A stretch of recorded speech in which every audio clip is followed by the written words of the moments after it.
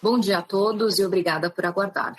Sejam bem-vindas à conferência de resultados do segundo trimestre de 2022 da Blau Farmacêutica. Hoje temos conosco Marcelo Hahn, CEO, Rogério Ferreira, CFO e DRI, e Bruna Gamboa, Head de RI. Lembramos que teremos a sessão de perguntas e respostas ao final deste call e todos poderão fazer perguntas via webcast. Nosso call será realizado somente em português, com tradução simultânea para o inglês. O webcast também está sendo gravado e ficará disponível no site de RI da companhia. Agora gostaria de passar a palavra para Marcelo Hahn, que iniciará a apresentação. Bom dia a todos, obrigado Bruna. Sejam bem-vindos à nossa teleconferência sobre os resultados do segundo trimestre de 2022. Antes de mais nada, no slide 2, gostaria de apresentar a nova estrutura administrativa da companhia, com o ingresso de 2 novos executivos, Rafael Barrientos, vice-presidente de operações, e Lucilene Scurato, diretora de Gente e Gestão ESG. Estamos muito felizes com a chegada dos dois. O Rafael possui mais de 20 anos de experiência na indústria e a Lucilene atua em recursos humanos há mais de 25 anos em empresas do segmento farmacêutico, healthcare e segmentos do varejo. Conforme anunciado algumas semanas atrás, a partir de 15 de agosto, o Douglas Rodrigues assumirá a cadeira de CFO e DRI, substituindo o Rogério, que fica conosco até 14 de agosto. Para quem não conhece o Douglas, entre 2018 e 2021, ele atuou como CFO e DRI na Blau. E anteriormente, ele trabalhou na área financeira de importantes empresas do setor farmacêutico. Aproveito para desejar boas-vindas ao Douglas, Rafael e Lucilene. Também tivemos uma alteração nas atribuições do cargo do Roberto Moraes, que desde o início do ano já estava atuando na frente de M&A e tocando as operações da companhia na América do Norte. E o Roque Ocantos, além de ser responsável por novos negócios, também está à frente das operações internacionais na América Latina, que vem apresentando forte crescimento nos últimos trimestres. Seguindo para o slide 3 da apresentação, vamos falar sobre os principais destaques do trimestre. Nós começamos a nossa história há 35 anos e, ano após ano, oferecemos ao mercado produtos com alto nível de inovação e tecnologia, para sempre estarmos à frente do mercado. Continuamos com um crescimento consistente e nesse trimestre registramos um lucro líquido recorde de 112 milhões, com uma margem líquida de mais de 30%. Mesmo em meio a um cenário de incertezas políticas e econômicas, seguimos nos provando resilientes e inovadores. E hoje temos a certeza do portfólio vencedor de produtos que temos dentro de casa. Neste trimestre, registramos a segunda maior receita histórica da companhia, atingindo 365 milhões. E tivemos importantes destaques com as unidades de biológicos e outros, que apresentaram um forte crescimento de mais de 40% em relação ao ano passado, além do sucesso de novos produtos desenvolvidos pelo Blau Inventa e comercializados nos últimos 12 meses da companhia, que representam 5% do faturamento no período. Nossa unidade de biológicos teve excelente performance, refletindo uma melhora no desempenho de imunoglobulina, que apresentou forte crescimento em relação ao primeiro trimestre, além da entrega de alfa-epoetina ao Ministério da Saúde. Na unidade de outros, no trimestre registramos expansão de venda do dermocosmético Butolin, toxina butolínica, em cerca de 200% em relação ao segundo trimestre de 2021, refletindo a volta à normalidade dos procedimentos estéticos em cenário pós-pandemia, além da diminuição de oferta por concorrentes no período. Outro destaque importante foi a receita com o mercado externo, sem incluir a operação nos Estados Unidos, que apresentou crescimento em moeda estrangeira de 34% em relação ao ano anterior, refletindo o forte aumento de vendas das nossas subsidiárias na América Latina. Especialidades em oncológicos. Segue sofrendo impacto da forte concorrência que acaba sendo maior em produtos sintéticos, mas estamos confiantes com o desempenho das novas unidades no segundo semestre do ano, já que temos expectativa de um ramp-up mais acelerado dos novos produtos que possuem margens melhores do que a média do portfólio da companhia. Os investimentos em PDI fazem parte dos pilares estratégicos da Blau e ajudam a impulsionar nossos resultados futuros. Nesse trimestre, nossos investimentos totais em PDI atingiram 19 milhões e representaram 5% da receita líquida. No período, submetemos 9 pedidos de registros e obtivemos o registro de 15 medicamentos novos na América Latina. Também lançamos 4 produtos no Uruguai lançamos a ampicilina subactam no Brasil, lançamos o letrozol e epolumixina B, além do NOX, produto biológico desenvolvido pela via da comparabilidade, biosimilar, que é uma nova apresentação da enoxaparina e possui mercado endereçável de mais de 900 milhões de reais.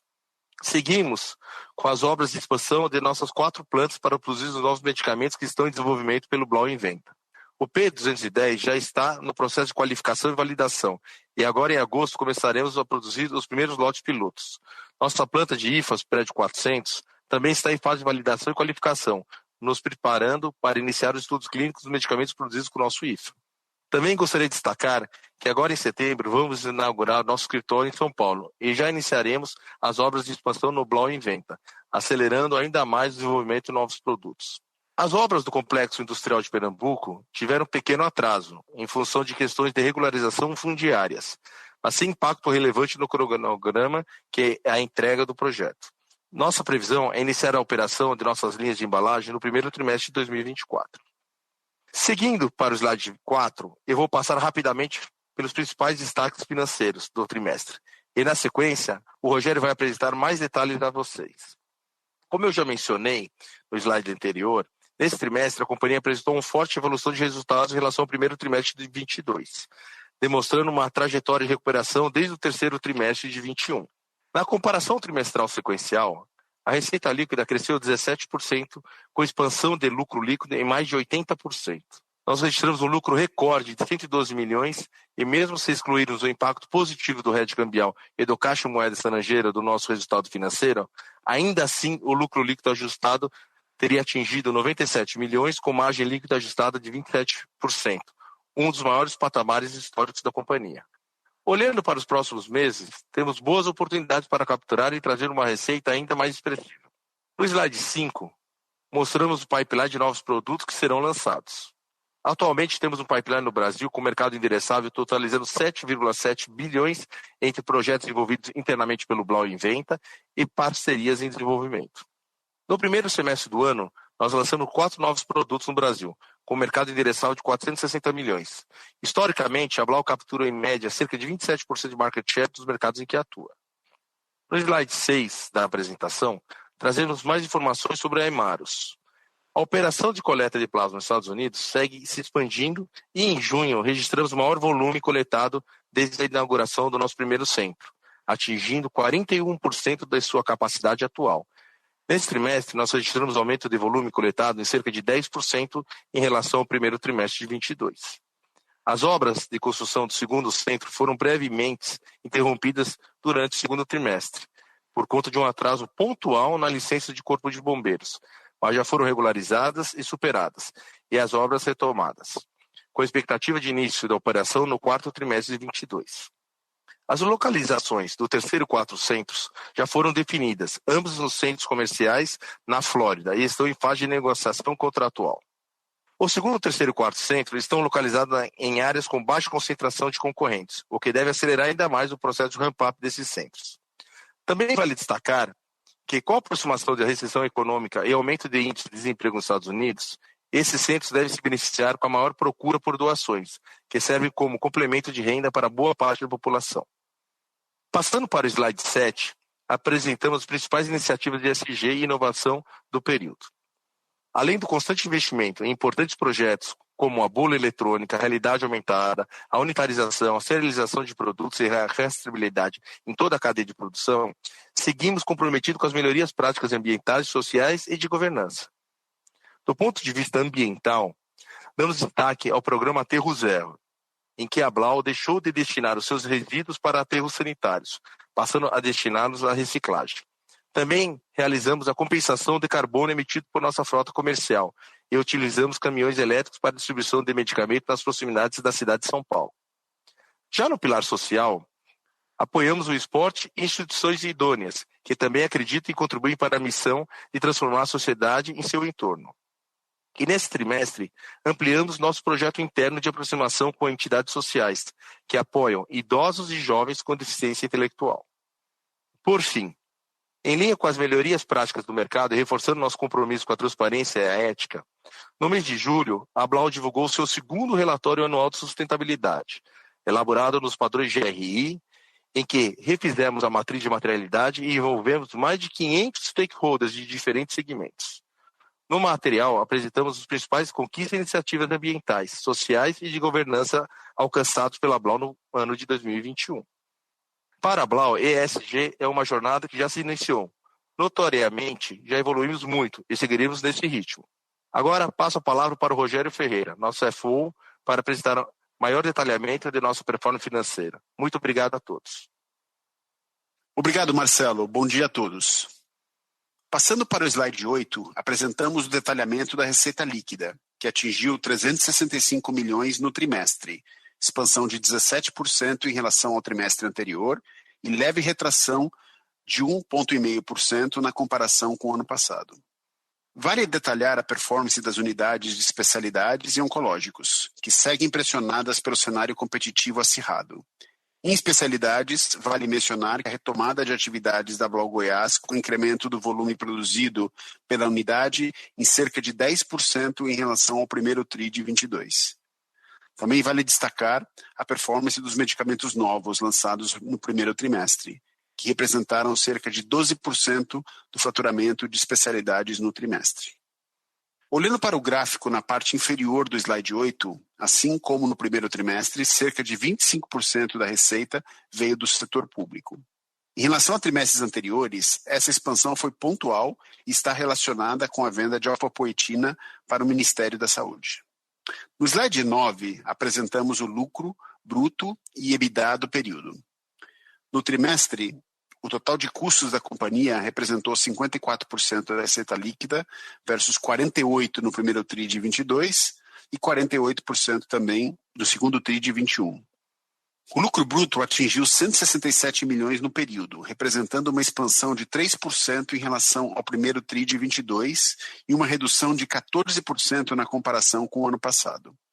A margem bruta atingiu 46% no trimestre, retração em ambas as comparações, impactadas pelo mix desfavorável, cenário inflacionário e dinâmicas competitivas nas unidades de especialidades e oncológicos. Encerramos o trimestre com EBITDA de 121 milhões de reais, terceiro trimestre consecutivo de crescimento, com margem EBITDA de 33%. Seguindo para o slide 10, vamos falar um pouco das despesas operacionais da companhia. No trimestre, as despesas operacionais totalizaram 51 milhões de reais, ou 14% da receita líquida. Na comparação contra o ano anterior, o incremento de despesas gerais e administrativas reflete uma estrutura mais robusta nesse período pós-IPO, assim como despesas relacionadas ao ramp-up do primeiro centro de coleta de plasma nos Estados Unidos e a inflação do período. Seguimos focados em nossa alavancagem operacional, mostrando a eficiência do nosso modelo de negócio e acelerando o investimento em pesquisa e desenvolvimento, para acelerar o crescimento futuro. No trimestre, as despesas de P&D atingiram 11 milhões de reais, equivalentes a 3% da receita líquida, mesmo patamar nominal na comparação anual e trimestral. Os investimentos totais da Blau em P&D, tanto contabilizados em despesas operacionais quanto no intangível, atingiram 19 milhões no trimestre e representaram 5% da receita líquida. Passando para o slide 11, apresentamos o resultado financeiro e lucro líquido do período. Como já mencionamos, nesse trimestre tivemos o impacto positivo da depreciação do real no resultado financeiro da Blau, com reflexo nas linhas de variação cambial e resultado não realizado com derivativos, já que ao final de junho a companhia possuía caixa em moeda estrangeira e hedge contratado totalizando o valor de 54 milhões de dólares. Com essa depreciação do real no segundo trimestre, nós praticamente já compensamos o efeito negativo no resultado financeiro registrado no primeiro trimestre. Com relação ao imposto de renda e contribuição social, nesse trimestre fomos beneficiados por maior utilização de benefícios fiscais da Lei do Bem e da distribuição de juros sobre o capital próprio. Por fim, encerramos o trimestre com um lucro líquido de 112 milhões, com uma alíquota efetiva de imposto de renda de 23,4% contra 31% no ano passado. A margem líquida atingiu 31% no período, um aumento de 4 pontos percentuais na variação anual e 11 pontos percentuais na comparação com o primeiro trimestre deste ano. Mesmo excluindo o impacto positivo de nossos hedges e caixa em moeda estrangeira, registraríamos um lucro líquido ajustado de 97 milhões de reais, com margem líquida ajustada de 27%. Uma das maiores margens históricas, em linha com a margem líquida do segundo TRI de 21, que foi um excelente trimestre para a BRAL. Em termos absolutos, ficamos 10 milhões de reais acima do primeiro TRI de 22, também normalizado. Passamos agora para a análise das principais contas do balanço patrimonial da companhia, o slide 12 da apresentação. Olhando para o CAPEX, tivemos manutenção do nível de investimento em cerca de 40 milhões, ou seja, uma aceleração de 15% em relação ao primeiro TRI de 22, e seguimos em trajetória de crescimento no acumulado dos últimos 12 meses. Aqui vale destacar que tivemos um atraso pontual no início das obras da P1000, mas sem grande impacto no início da operação do projeto, que estimamos que aconteça no primeiro TRI de 24. Em função disso, revisamos o CAPEX projetado desse projeto para 2022 e estimamos um desembolso entre 50 e 100 milhões de reais neste ano. Olhando para a capital de giro, tínhamos uma expectativa de melhorias já nesse trimestre, mas encerramos o período com capital de giro em relação à receita líquida no mesmo patamar do trimestre anterior. A linha de clientes ficou no mesmo nível de dias do primeiro trimestre, refletindo a concentração das vendas e entrega de alfapoetina ao Ministério da Saúde no mês de junho. Já a linha de fornecedores apresentou uma melhoria, em linha com nossa expectativa, mostrando o reequilíbrio do prazo de pagamentos a fornecedor, uma vez que no primeiro TRI de 22 foram realizados adiantamentos a fornecedores para aproveitar a valorização do real em relação a moedas estrangeiras. Em relação ao dias de estoque, apesar do aumento do número de dias de inventário total, nesse trimestre tivemos o menor nível de produtos acabados e semi-acabados desde o início da pandemia, mas tivemos um crescimento de importações em andamento e matérias-primas. Vale destacar que o maior nível de estoque permite que não falte insumos para a produção dos nossos medicamentos num contexto mundial de pressão inflacionária. Seguindo para o último slide da apresentação, na página 13, apresentamos detalhamento do endividamento da Blau. Encerramos o trimestre com uma posição de caixa líquido de 496 milhões e nossa dívida bruta é composta por 2 emissões de debêntures, totalizando 303 milhões de reais. Sobre o cronograma de vencimento da dívida, temos vencimentos até 2027, a um custo bastante atrativo de CDI mais 1,09. Muito obrigado, pessoal. Agora vamos abrir a sessão de perguntas e respostas. Pessoal, bom dia. Nossa primeira pergunta é do Gustavo Miele, da Goldman Sachs. Bom dia, pessoal, tudo bem? São 2 perguntas do nosso lado. Como projeta um ambiente competitivo em imuno daqui para frente, principalmente diante desse cenário de waiver da Anvisa para venda da droga sem registro? Entendem que essa permissão da Anvisa ela deve ser prorrogada para estimular competição ou se trata de algo mais provisório, dado o cenário de desabastecimento do mercado? Como estão pensando o nível de estoque de segurança para o restante do ano e 2023? Entendem que a política um pouco mais conservadora de estocagem é algo provisório mediante ambiente mais desafiador de negociação com fornecedores, ou pretendem adotar esse nível de estocagem como algo permanente? Obrigada. Bom dia a todos, obrigado, Gustavo. Sobre as suas perguntas, sobre o mercado e ambiente competitivo da imunoglobulina e sobre o waiver que a Anvisa deu para a importação de medicamentos sem registro, esse waiver ele já se expirou no último dia 31 de julho, não se tem notícia de que vai ser prorrogado. Nesse meio tempo, a Anvisa ela liberou o controle de preços de imunoglobulina. A gente entende que essa medida vai trazer a normalidade, o abastecimento da imunoglobulina por todos os fabricantes que já têm registro do medicamento no Brasil. Então, acredito que o mercado volta à sua normalidade de medicamentos com registros, com segurança e eficácia para atender o mercado. Do outro lado, vale lembrar que muitos desses medicamentos eles são pagos pelos seguros-saúde, pelos convênios. E muitos convênios, muitos seguros-saúde não aceitam fazer reembolso ou pagamento de medicamentos sem registro. até para não criar precedentes de outros medicamentos sem registros que a Justiça tem, através da judicialização, obrigado a esses seguros-saúde a fazerem esses reembolsos, esses pagamentos. Então, existe dentro do mercado um critério de não pagar reembolso ou pagar por medicamentos sem registros. Então, independente de ter tido esse waiver, esse ingresso de medicamentos sem registros, a gente vê que o mercado resiste a comprar medicamentos sem registro. Então, essa é uma situação que a gente aponta aí como favorecimento de medicamentos com registro no mercado. Sobre a sua segunda pergunta sobre o nível de estoque de segurança para o restante do ano de 23, a gente vem diminuindo esse nível desse estoque, até porque a gente tem entendido que o mercado está se normalizando, a parte de logística está se normalizando, a parte dos lockdowns também a gente não vê mais, então a gente vê que o mercado também está voltando à sua normalidade na produção de IFAs, então a gente entende que daqui para o futuro a gente vai ter uma diminuição dos nossos estoques de segurança, né, para a gente ter uma melhor performance.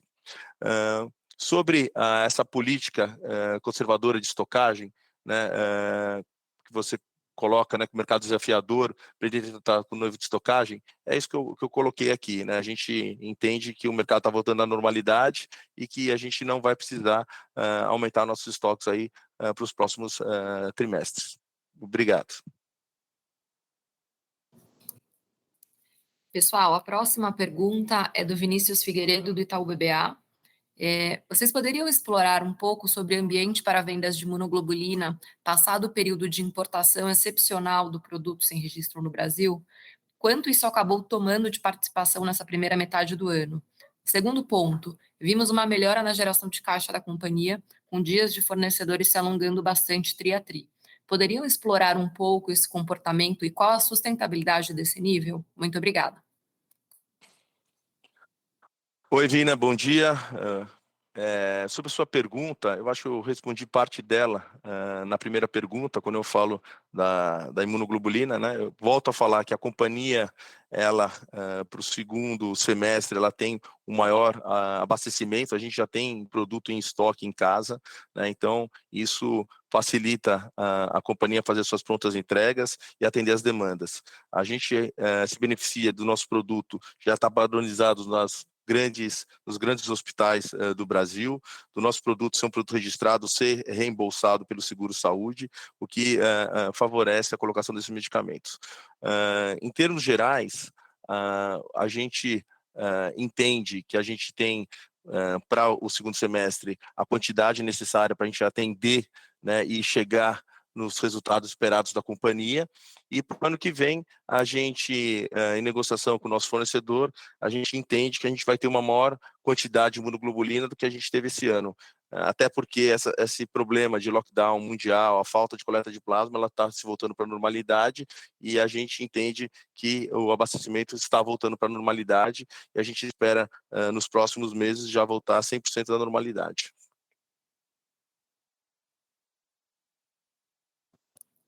A próxima pergunta é do Leandro Bastos, do Citi. Bom dia. Poderiam comentar como estão enxergando a tendência de venda para o Imuno no segundo semestre do ano? Essa acho que a gente já falou aqui. Se puderem quebrar, principalmente entre preço e volume. E como o ambiente competitivo vem evoluindo em especialidades? Ele também pede aqui um update sobre o cronograma e nível de CAPEX para a PMIL. Bom dia, Leandro. Sobre a sua pergunta de imunoglobulina, eu acho que vale destacar que a companhia, ela, através da CEMED, ela conseguiu a liberação de preço da imunoglobulina, não só ela, como todos os medicamentos registrados no mercado. A gente entende, então, que o preço ele vai contribuir aí para a melhora dos resultados da companhia. A gente tem maior quantidade aí para o segundo semestre, então a gente continua confiante de que a gente vai entregar os resultados previstos aí para o segundo semestre da companhia. Sobre o CAPEX, e eu vou deixar o Rogério responder essa parte dessa resposta. Por favor, Rogério. Obrigado, Marcelo. Com relação a essa parte de CAPEX, a gente vem revisando, como a gente já comentou no release, a gente vai estar, teve alguns pequenos atrasos por questões fundiárias, mas estamos iniciando as obras de terraplanagem lá em Pernambuco, e estamos fazendo todo o detalhamento da obra e todo o update dos gastos. Então, tem várias partes que estão se movendo, né? Você tem uma inflação alta, um aumento de custos que a gente está considerando, e, por outro lado, alguns benefícios, como uma taxa de câmbio um pouco mais favorável do que estava no momento que a gente fez a estimativa, e então a gente está no meio de uma revisão. O que eu posso dizer para vocês é que talvez o valor, o investimento total deve aumentar um pouco, mas nada muito de forma significativa. Então, é algo que vai impactar também mais no longo prazo, não vai impactar tanto o nosso phasing no curto prazo, fora o do primeiro ano, que a gente já deu o indicativo de que nós vamos gastar um valor um pouco abaixo do que a gente sinalizava anteriormente nesse primeiro ano. É isso, pessoal. A próxima pergunta é do Ian, do BTG. Eu vou pular a parte de imuno, que eu acho que a gente já respondeu. A pergunta dele, a segunda, é em relação a especialidades, né? Vemos que a pressão competitiva continua. Vocês esperam que essa dinâmica continue? Esperam que o lançamento de novos medicamentos já traga um impacto relevante em especialidades ainda nesse trimestre? Já vemos uma melhora na dinâmica de capital de giro, principalmente no dia de fornecedores. Podemos esperar normalização dos dias de estoques para o próximo trimestre? Bom dia, Ian. Obrigado pela pergunta. Sim, a gente vê que a competitividade na área de especialidades ela continua, mas a companhia tem lançado novos medicamentos. Nesses medicamentos novos, a gente tem uma menor competitividade, a gente tem melhores margens, então a gente acredita que vai estar contribuindo esses novos medicamentos para a melhora da performance da área de especialidades. A outra parte da pergunta, eu vou deixar com o Rogério. Pessoal, então com relação ao capital de giro, como vocês viram, a gente vem tentando melhorar o capital de giro. A gente esperava uma melhoria em fornecedores, que aconteceu. No primeiro TRI a gente fez algumas compras para fechar uma taxa de câmbio mais favorável, e que agora nesse segundo TRI a gente já voltou a uma certa normalidade, chegando a um número de dias de fornecedor mais em linha com o que a gente imagina que seja um nível normal. Com relação a parte de contas a receber, a gente veio mais ou menos flat em relação ao trimestre passado. A gente esperava ver uma certa melhora, mas ainda não vimos. A gente tem uma participação do mercado público um pouco maior, então se você olhar, separar o contas a receber em privado e público, no privado a gente melhorou e no público a gente piorou um pouco. No final a gente ficou mais ou menos mais ou menos igual. Mas a gente espera ainda que a gente vai melhorar um pouco essa parte de dias de contas a receber nos próximos trimestres. Com relação a estoque, a gente viu uma evolução bastante favorável de produtos acabados e semi-acabados, atingindo o nível mais baixo desde o início da pandemia com esse grupo de produtos, mas houve um aumento de matérias-primas que foi relacionado com as compras do primeiro trimestre ainda, e algumas compras no segundo trimestre. No início do segundo trimestre a gente teve taxas um pouco mais favoráveis, então a gente está com um estoque de matéria-prima um pouco mais alto do que a gente planejava. Mas a gente vem focando muito nessa métrica de capital de giro de estoques, e como o Marcelo falou, a gente vem vendo uma normalização geral do mercado com relação a suprimentos e etc. Então isso deve favorecer também a uma redução do nível de estoque no futuro. A próxima pergunta é da Estela Estrano, do JP Morgan. Bom dia a todos. Vocês poderiam compartilhar qual a quebra dos 7,7 bilhões de mercado endereçável do pipeline? Quanto é referente a parcerias e quanto referente ao desenvolvimento próprio da Blau? Obrigada. Oi, Estela, bom dia. Sobre a quebra, a gente dá um disclosure na nossa no nosso report, quando a gente publica ele, e esse é o disclosure, tem lá a quebra por áreas, né? Então, esse é o disclosure que a gente está dando. A Bruna pode novamente passar para você toda essa quebra diretamente, ok? Sobre a segunda parte da pergunta, eu vou deixar com o Rogério. A quebra entre projetos de desenvolvimento interno e de projetos de parcerias é mais ou menos 50-50 atualmente dentro desse volume no período. Então, é mais ou menos o split que a gente tem nessas duas áreas. A próxima pergunta é do Vitor Pini. Bom dia, Marcelo e time. Qual a expectativa de vendas de vocês para o segundo semestre? Nível de entregas de alfa de 70 milhões por tri é recorrente? Imunoglobulina já volta ao patamar pré-pandemia? E o que podemos esperar para margens? Custos seguem impactados por inflação? Como está o ambiente competitivo? Obrigada. Bom, obrigado pela pergunta. Sobre a recorrência da venda de alfa, ela não é recorrente, até porque existe a licitação, é uma licitação pública, então a gente não sabe o resultado da próxima licitação, até porque ela não aconteceu ainda. Então, para frente a gente não sabe, a gente sabe do contrato vigente, né? Então a gente tem mais uma entrega para ser feita agora dentro desse trimestre. E sobre a imunoglobulina, a gente tem um maior quantitativo de imunoglobulina para o segundo semestre, como eu falei, mas ele não chega aos níveis de pré-pandemia ainda, mas ele é o suficiente para a gente atender o nosso plano de negócio agora para o segundo semestre. Sobre o resto das perguntas, Bruna, por favor.